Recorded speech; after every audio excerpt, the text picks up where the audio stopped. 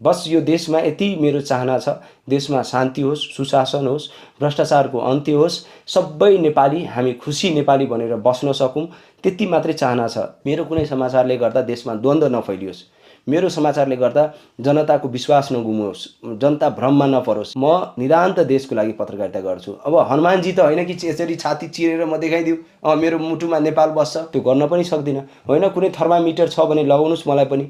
यो साँच्चै नै देशकै लागि पत्रकारिता गर्छ कि छवि राख्नलाई गर्छ? हामी नेपालीमा सबैभन्दा ठुलो समस्या एउटा के देख्छु भने जहिले म भन्ने गर्छु, हामी नेपाली हाम्रो दुःखले दुखी कम हुन्छौँ, अर्काको सुखले बढी दुखी हुन्छौँ। अब यो कुराहरूमा अल्झेर देश अगाडि जाँदैन। देश अगाडि लानु छ भने यी कुराहरूबाट हामी सचेत हौँ। अनुरोध गरेँ अस्ति पनि सबैजनालाई, दलका नेतादेखि लिएर सबैलाई अनुरोध गरेँ, देशै रहेन भने तपाईँहरू कहाँको काङ्ग्रेस एमाले माओवादी रासोपा जसपा राप्रपा कहाँको होइन?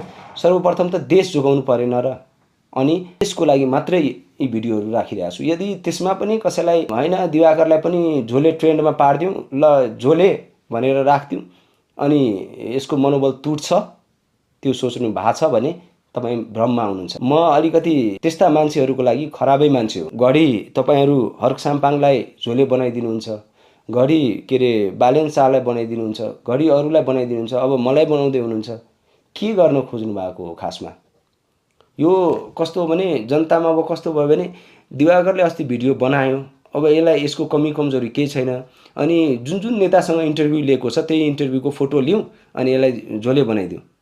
अब कसैले भन्देला केपी ओली मेरो बाउ हो, शेरबहादुर देउवा मेरो हजुरबाउ हो, प्रचण्ड मेरो काका हो। यसरी यो गरेर के फाइदा हुन्छ कि? इरिटेट मात्रै गर्छौँ। हामी कति संवेदनशील होला, हामी मनमा कति चिन्ता होला कहिले बुझ्नु भएको छ? हामी कति पीडा बोकेर कति स्ट्रेसमा हुन्छौँ र हामी कसरी हिँडिरहेका हुन्छौँ कसैले सोच्नु भएको छ? अनि यो अवस्थामा हामीलाई मनोबल बढाउने ठाउँ